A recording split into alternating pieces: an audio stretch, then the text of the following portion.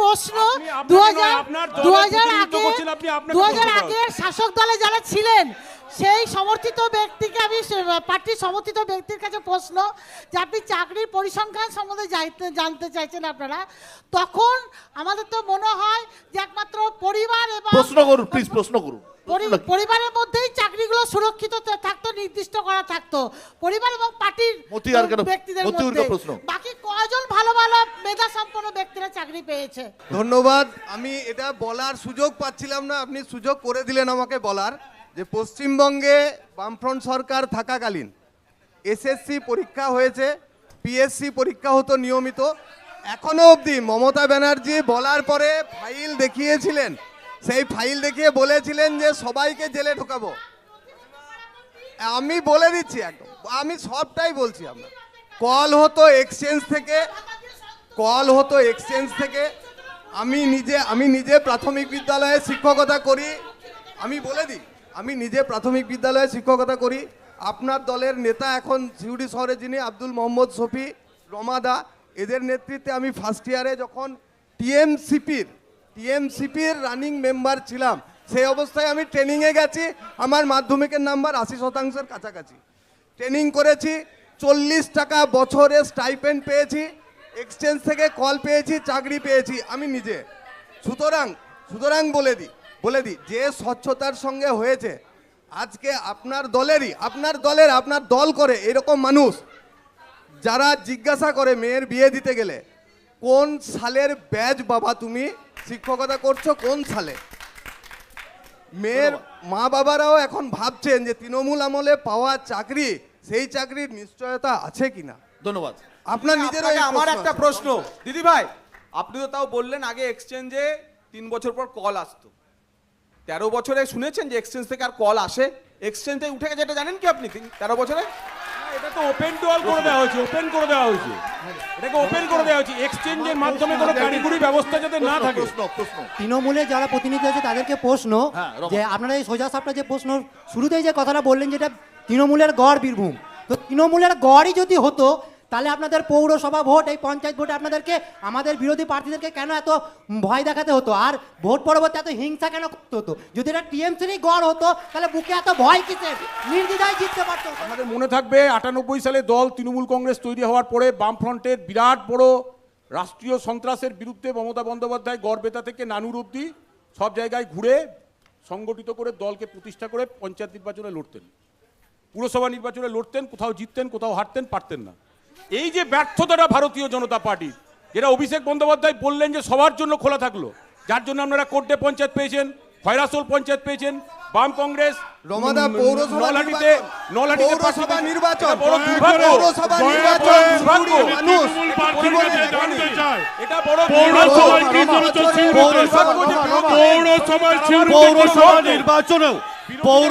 নির্বাচনেও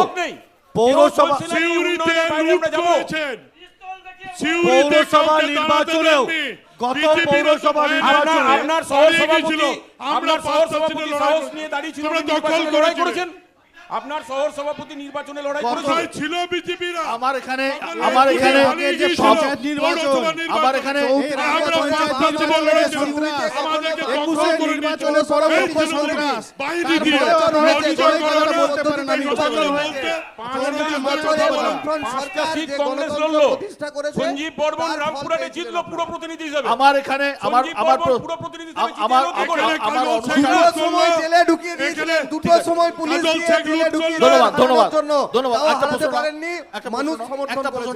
BJP party Hindu ধর্মের কথা বলে, ঠিক আছে, তাহলে ইলেকট্রিক বন্ডের নাম করে বিপ কাটা কোম্পানির কাছে 600 কোটি টাকা চাঁদা কেন নেওয়া হলো? এই উত্তর আপনার কাছে রইল। ইলেকট্রাল বন্ডের সিস্টেম যদি আপনার জানা থাকে তাহলে বন্ড দেওয়া হয়। আরে ভাই শুনতে হবে তো, একটু ধৈর্য রাখতে হবে তো।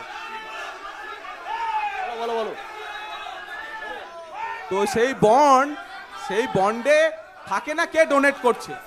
যখন যখন জানা গেল তখন সব কোম্পানির নাম বেরোলো। যেমন বেরোলো মমতা বন্দ্যোপাধ্যায় দলকে সবচেয়ে বেশি টাকা দিয়েছে ডিয়ার লটারি, আর এখানকার ওই দেশি মদগুলোর কোম্পানিগুলো যারা 28 টাকার পাউচ বিক্রি করে। তাহলে এটা স্বীকার করছেন তো যে মমতা ব্যানার্জি যেমন হচ্ছে আপনার পার্টিরও যে 6,500 কোটি টাকা যে আপনাদের বন্ডে হলো, তো একই আরে উনি প্রশ্নের উত্তরই পেলেন না ভাই, ভাই, জোরে জোরে এবার মারতো প্রশ্নের তো উত্তর ভাই। হচ্ছে বিজেপি বেশি চুরি নিয়েছে, আবার সেন্টারে অনুষ্ঠানে আছে, তুমি তুমি শেষ সেন্টারে পর্বে আছে, এসে গেছি। কম নিয়ে। আমি প্রত্যেক বক্তাকে 1 মিনিট করে সময় দেব। কেন মানুষ আপনার দলকে বা আপনাকে এখানে প্রার্থী রয়েছেন ভোট দেবে? প্রথমে হচ্ছেন অসীম মুখার্জি, কেন মানুষ আপনাদের ভোট দেবে? ভারতবর্ষের গ্রামীণ যে কোনো প্রকল্প যদি দেখেন সেটা কংগ্রেস দ্বারা রচিত। আর 16 সালে আমাদের এই ক্যান্ডিডেট মিল্টন রশিদ বীরভূম জেলা থেকে জিতেছিল, তখন মুড়ি মুরকির মতন সবাই বিক্রি হচ্ছিল, এক সিট দ্বারা সোজা করে দাঁড়িয়েছিল, কংগ্রেস ছেড়ে অন্য কোনো দলে যায় না। তাই তার প্রতি নির্ভরযোগ্যতা আছে, এদের মতন পালানো পার্টি নয়, ধন্যবাদ। তাই জিতবে। মতিউর রহমান। যে নির্বাচন, লোকসভার নির্বাচন গোটা দেশকে রক্ষা করার নির্বাচন। দেশ যেভাবে চলছে নিশ্চিতভাবেই দেশের মানুষের সঙ্গে সঙ্গে আমাদেরও দুটি কেন্দ্র, বোলপুর এবং বীরভূম কেন্দ্র, এই দুটি কেন্দ্রেই বামফ্রন্ট এবং জাতীয় কংগ্রেসের পক্ষ থেকে মিল্টন রশিদ এবং শ্যামলী প্রধান প্রার্থী হয়েছেন। যদি ব্যক্তিগত প্রার্থীর কথা বলেন, শ্যামলী প্রধানের জীবনযাত্রা, শ্যামলী প্রধানের জীবন, রাজনৈতিক সংগ্রাম, ওই নানুরের মাটিতে ওই সন্ত্রাসের মধ্যে শ্যামলী প্রধানের মাথা উঁচু করে দাঁড়িয়ে থাকা, এই সমস্ত লড়াইয়ের কথা মাথায় রেখেই আগামী নির্বাচনে দেবতনু বিজেপি বাবু, বা তৃণমূলের পরিবর্তে বাম কংগ্রেস জোটের প্রার্থীদের নির্বাচিত করবেন। দেবতনু বাবু, আপনি ভোটারদের কাছে কি বলতে চাইবেন? এই নির্বাচন দেশের ভবিষ্যৎ নির্ধারণের নির্বাচন। এই নির্বাচনে সমস্ত মানুষ মনস্থির করেছে যে ভারতীয় জনতা পার্টিকে সারা দেশ ভরে 400-র বেশি সিট দিয়ে তারা নির্বাচিত করবে। সারা দেশের মানুষের সামনে মোদিজির বিকল্প আর একটা নামও সামনে নেই কাকে প্রধানমন্ত্রী করতে পারে।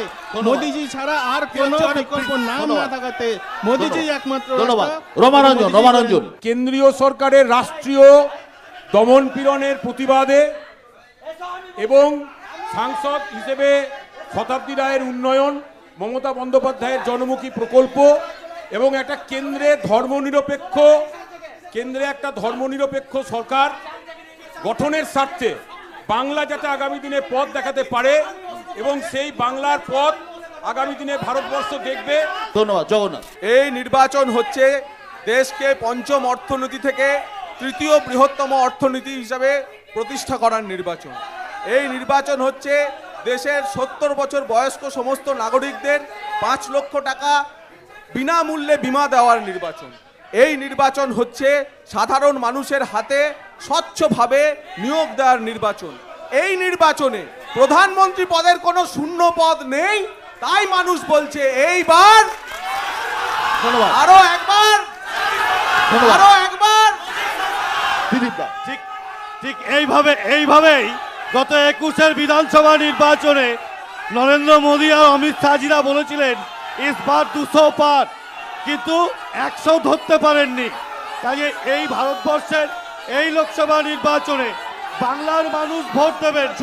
পাল্টা যুক্তি থাকবে, পাল্টা লড়াই থাকবে, অভিযোগ পাল্টা অভিযোগ থাকবে।